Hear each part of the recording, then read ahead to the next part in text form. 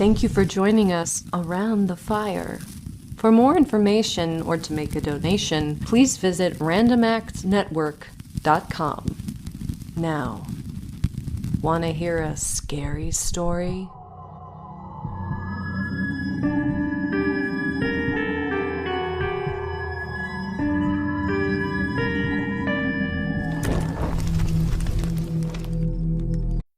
This episode is brought to you by Bumble. So, you want to find someone you're compatible with, specifically someone who's ready for a serious connection, totally open to having kids in the future, is a tall, rock-climbing Libra, and loves rom-coms with vegan pizzas on Tuesdays just as much as you do. Bumble knows that you know exactly what's right for you. So whatever it is you're looking for, Bumble's features can help you find it. Date now on Bumble. Of course, I shall not pretend to consider it any matter for wonder that the extraordinary case of Monsieur Valdemar has excited discussion. It would have been a miracle had it not, especially under the circumstances.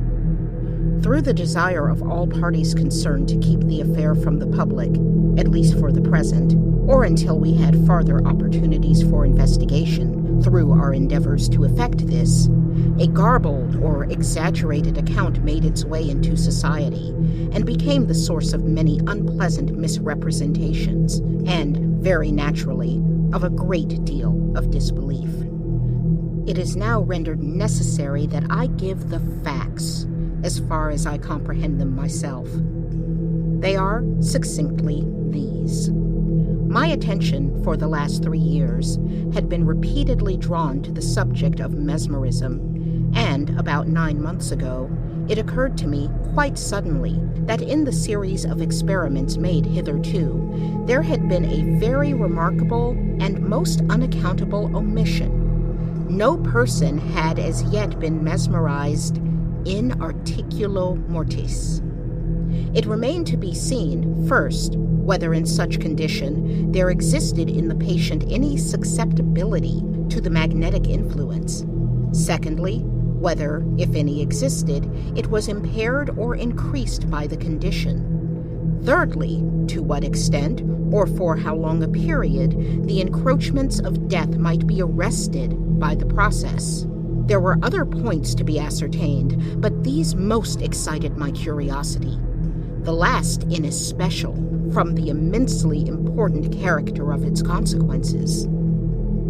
In looking around me for some subject by whose means I might test these particulars, I was brought to think of my friend, Monsieur Ernest Valdemar, the well-known compiler of the Bibliotheca Forensica and author, under the nom de plume of Issachar Marx, of the Polish versions of Wallenstein and Gargantua. Monsieur Valdemar, who has resided principally at Harlem, New York since the year 1839, is, or was, particularly noticeable for the extreme spareness of his person, his lower limbs much resembling those of John Randolph, and also for the whiteness of his whiskers, in violent contrast to the blackness of his hair, the latter, in consequence, being very generally mistaken for a wig. His temperament was markedly nervous, and rendered him a good subject for mesmeric experiment. On 2 or 3 occasions I had put him to sleep with little difficulty, but was disappointed in other results, which his peculiar constitution had naturally led me to anticipate. His will was at no period positively or thoroughly under my control, and in regard to clairvoyance, I could accomplish with him nothing to be relied upon. I always attributed my failure at these points to the disordered state of his health. For some months previous to my becoming acquainted with him, his physicians had declared him in a confirmed phthisis. It was his custom, indeed, to speak calmly of his approaching dissolution, as of a matter neither to be avoided nor regretted. When the ideas to which I have alluded first occurred to me, it was of course very natural that I should think of Monsieur Valdemar. I knew the steady philosophy of the man too well to apprehend any scruples from him, and he had no relatives in America who would be likely to interfere. I spoke to him frankly upon the subject, and, to my surprise, his interest seemed vividly excited. I say to my surprise, for although he had always yielded his person freely to my experiments, he had never before given me any tokens of sympathy with what I did. His disease was of that character which would admit of exact calculation in respect to the epoch of its termination in death, and it was finally arranged between us that he would send for me about 24 hours before the period announced by his physicians as that of his decease. It is now rather more than 7 months since I received from Monsieur Valdemar himself the subjoined note. My dear P., you may as well come now. D and F are agreed that I cannot hold out beyond tomorrow midnight, and I think they have hit the time very nearly. Valdemar. I received this note within half an hour after it was written, and in 15 minutes more I was in the dying man's chamber. I had not seen him for 10 days, and was appalled by the fearful alteration which the brief interval had wrought in him. His face wore a leaden hue. The eyes were utterly lusterless, and the emaciation was so extreme that the skin had been broken through by the cheekbones. His expectoration was excessive. The pulse was barely perceptible. He retained, nevertheless, in a very remarkable manner, both his mental power and a certain degree of physical strength. He spoke with distinctness, took some palliative medicines without aid, and, when I entered the room, was occupied in penciling memoranda in a pocketbook. He was propped up in the bed by pillows. Doctors D and F were in attendance. After pressing Valdemar's hand, I took these gentlemen aside and obtained from them a minute account of the patient's condition. The left lung had been for 18 months in a semi-osseous or cartilaginous state, and was, of course, entirely useless for all purposes of vitality. The right, in its upper portion, was also partially, if not thoroughly, ossified, while the lower region was merely a mass of purulent tubercles, running one into another. Several extensive perforations existed, and at one point, permanent adhesion to the ribs had taken place. These appearances in the right lobe were of comparatively recent date. The ossification had proceeded with very unusual rapidity. No sign of it had been discovered a month before, and the adhesion had only been observed during the 3 previous days. Independently of the phthisis, the patient was suspected of aneurysm of the aorta, but on this point the osseous symptoms rendered an exact diagnosis impossible. It was the opinion of both physicians that Monsieur Valdemar would die about midnight on the morrow, Sunday. It was then 7 o'clock on Saturday evening. On quitting the invalid's bedside to hold conversation with myself, Doctors D and F had bidden him a final farewell. It had not been their intention to return, but, at my request, they agreed to look in upon the patient about 10 the next night. When they had gone, I spoke freely with Monsieur Valdemar on the subject of his approaching dissolution, as well as, more particularly, of the experiment proposed. He still professed himself quite willing and even anxious to have it made, and urged me to commence it at once. A male and a female nurse were in attendance, but I did not feel myself altogether at liberty to engage in a task of this character with no more reliable witnesses than these people, in case of sudden accident, might prove. I therefore postponed operations until about 8 the next night, when the arrival of a medical student with whom I had some acquaintance, Mr. Theodore L., relieved me from farther embarrassment. It had been my design, originally, to wait for the physicians, but I was induced to proceed, first by the urgent entreaties of Monsieur Valdemar, and secondly by my conviction that I had not a moment to lose, as he was evidently sinking fast. Mr. L. was so kind as to accede to my desire that he would take notes of all that occurred, and it is from his memoranda that what I now have to relate is, for the most part, either condensed or copied verbatim. It wanted about 5 minutes of 8 when, taking the patient's hand, I begged him to state, as distinctly as he could, to Mr. L, whether he, Monsieur Valdemar, was entirely willing that I should make the experiment of mesmerizing him in his then condition. He replied feebly, yet quite audibly, "Yes, I wish to be mesmerized," adding immediately afterwards, "I fear you have deferred it too long." While he spoke thus, I commenced the passes, which I had already found most effectual in subduing him.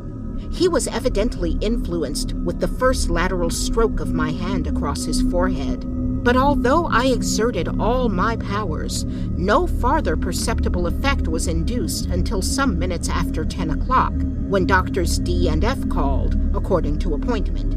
I explained to them, in a few words, what I designed, and as they opposed no objection, saying that the patient was already in the death agony, I proceeded without hesitation, exchanging, however, the lateral passes for downward ones, and directing my gaze entirely into the right eye of the sufferer.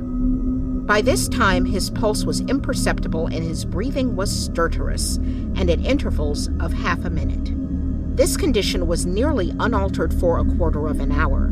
At the expiration of this period, however, a natural, although very deep sigh escaped the bosom of the dying man, and the stertorous breathing ceased. That is to say, its stertorousness was no longer apparent. The intervals were undiminished. The patient's extremities were of an icy coldness.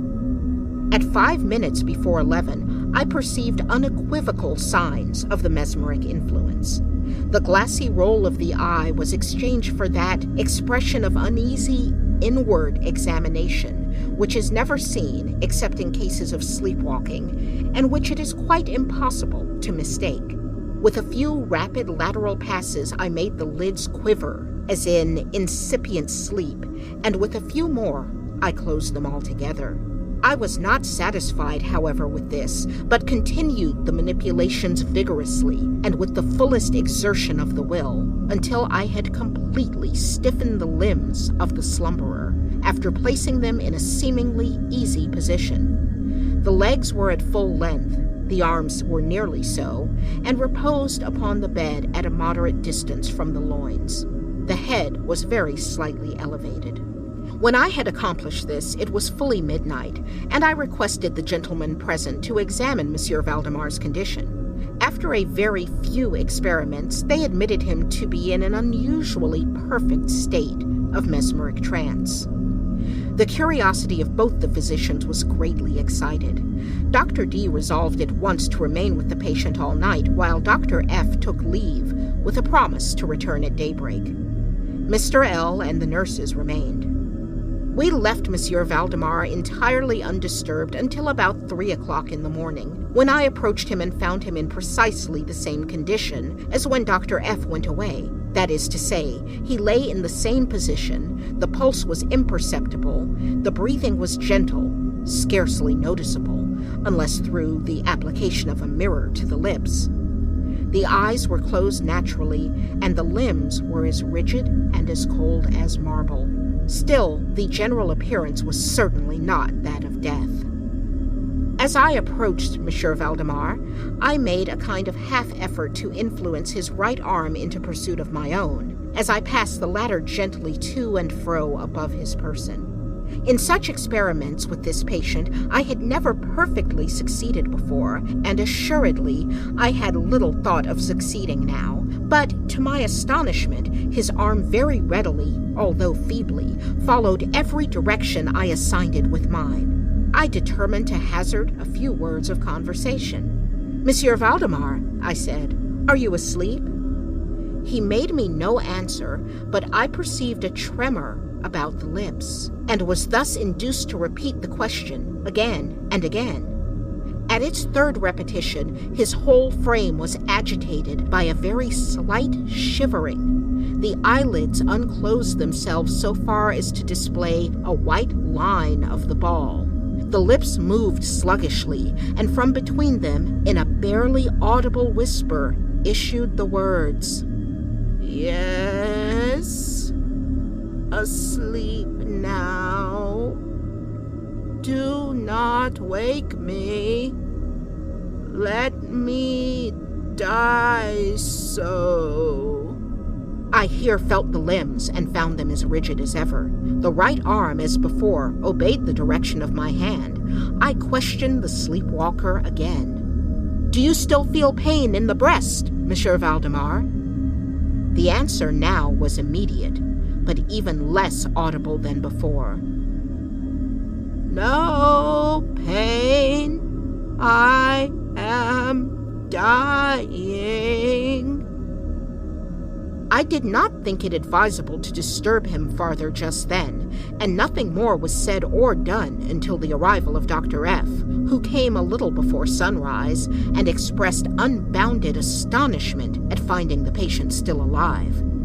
After feeling the pulse and applying a mirror to the lips, he requested me to speak with the sleepwalker again. I did so, saying, "Monsieur Valdemar, do you still sleep?" As before, some minutes elapsed ere a reply was made, and during the interval the dying man seemed to be collecting his energies to speak. At my fourth repetition of the question, he said, very faintly, almost inaudibly, "Yes, still asleep, dying." It was now the opinion, or rather the wish, of the physicians that Monsieur Valdemar should be suffered to remain undisturbed in his present, apparently tranquil, condition until death should supervene, and this, it was generally agreed, must now take place within a few minutes. I concluded, however, to speak to him once more, and merely repeated my previous question. While I spoke, there came a marked change over the countenance of the sleepwalker. The eyes rolled themselves slowly open, the pupils disappearing upwardly. The skin generally assumed a cadaverous hue, resembling not so much parchment as white paper, and the circular, hectic spots which hitherto had been strongly defined in the center of each cheek went out at once. I use this expression because the suddenness of their departure put me in mind of nothing so much as the extinguishment of a candle by a puff of the breath. The upper lip, at the same time, writhed itself away from the teeth, which it had previously covered completely, while the lower jaw fell with an audible jerk, leaving the mouth widely extended and disclosing in full view the swollen and blackened tongue. I presume that no member of the party then present had been unaccustomed to the deathbed horrors, but so hideous beyond conception was the appearance of Monsieur Valdemar at this moment that there was a general shrinking back from the region of the bed. I now feel that I have reached a point of this narrative at which every reader will be startled into positive disbelief. It is my business, however, simply to proceed.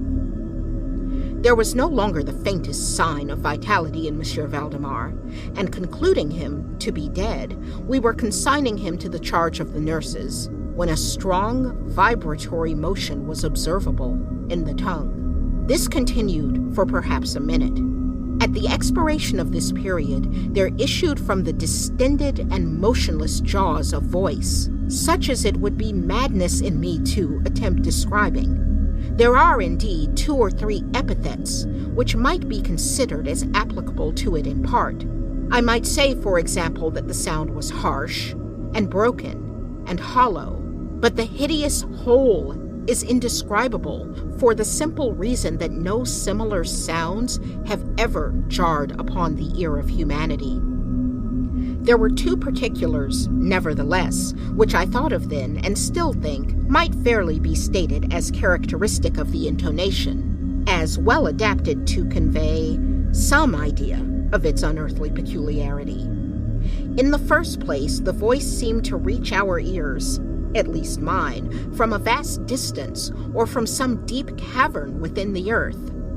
In the second place, it impressed me, I fear, indeed, that it will be impossible to make myself comprehended, as gelatinous or glutinous matters impress the sense of touch.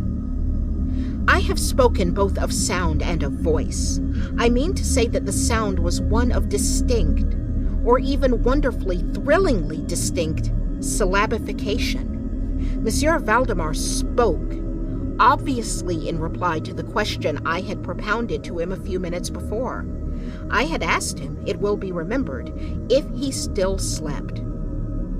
He now said, "Yes, no, I have been sleeping, and now I am dead." No person present even affected to deny or attempted to repress the unutterable, shuddering horror which these few words thus uttered were so well calculated to convey. Mr. L., the student, swooned. The nurses immediately left the chamber and could not be induced to return. My own impressions I would not pretend to render intelligible to the reader. For nearly an hour we busied ourselves silently, without the utterance of a word, in endeavors to revive Mr. L. When he came to himself, we addressed ourselves again to an investigation of Monsieur Valdemar's condition. It remained in all respects as I have last described it, with the exception that the mirror no longer afforded evidence of respiration. An attempt to draw blood from the arm failed. I should mention, too, that this limb was no farther subject to my will. I endeavored in vain to make it follow the direction of my hand. The only real indication, indeed, of the mesmeric influence was now found in the vibratory movement of the tongue whenever I addressed Monsieur Valdemar a question.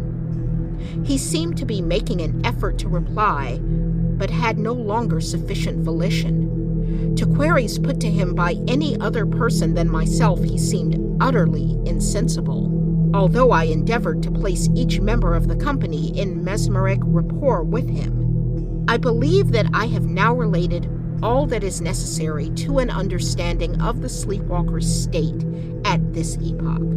Other nurses were procured, and at 10 o'clock I left the house in company with the two physicians and Mr. L. In the afternoon we all called again to see the patient. His condition remained precisely the same. We had now some discussion as to the propriety and feasibility of awakening him, but we had little difficulty in agreeing that no good purpose would be served by so doing. It was evident that, so far, death, or what is usually termed death, had been arrested by the mesmeric process. It seemed clear to us all that to awaken Monsieur Valdemar would be merely to ensure his instant, or at least his speedy, dissolution. From this period until the close of last week, an interval of nearly 7 months, we continued to make daily calls at Monsieur Valdemar's house, accompanied now and then by medical and other friends. All this time, the sleeper-waker remained exactly as I have last described him. The nurse's attentions were continual.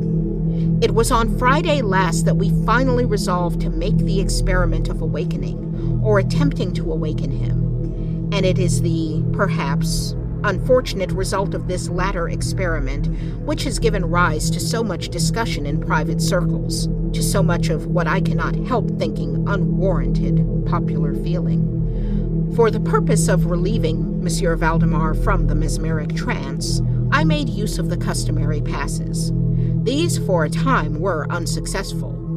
The first indication of revival was afforded by a partial descent of the iris. It was observed, and especially remarkable, that this lowering of the pupil was accompanied by the profuse outflowing of a yellowish ichor from beneath the lids, of a pungent and highly offensive odor. It was now suggested that I should attempt to influence the patient's arm, as heretofore. I made the attempt and failed. Dr. F then intimated a desire to have me put a question. I did so as follows. Monsieur Valdemar, can you explain to us what are your feelings or wishes now? There was an instant return of the hectic circles on the cheeks. The tongue quivered, or rather rolled violently in the mouth, although the jaws and lips remained rigid as before. And at length, the same hideous voice, which I have already described, broke forth. For God's sake, quick, put me to sleep, or quick, waken me, quick. I say to you that I am dead. I was thoroughly unnerved, and for an instant remained undecided what to do. At first, I made an endeavor to recompose the patient, but failing in this through total abeyance of the will, I retraced my steps and as earnestly struggled to awaken him. In this attempt, I soon saw that I should be successful, or at least I soon fancied that my success would be complete, and I am sure that all in the room were prepared to see the patient awaken. For what really occurred, however, it is quite impossible that any human being could have been prepared. As I rapidly made the mesmeric passes, amid ejaculations of, "Dead! Dead!" absolutely bursting from the tongue and not from the lips of the sufferer, his whole frame at once, within the space of a single minute, or even less, shrunk, crumbled, absolutely rotted away beneath my hands. Upon the bed, before that whole company, there lay a nearly liquid mass of loathsome, of detestable putrescence.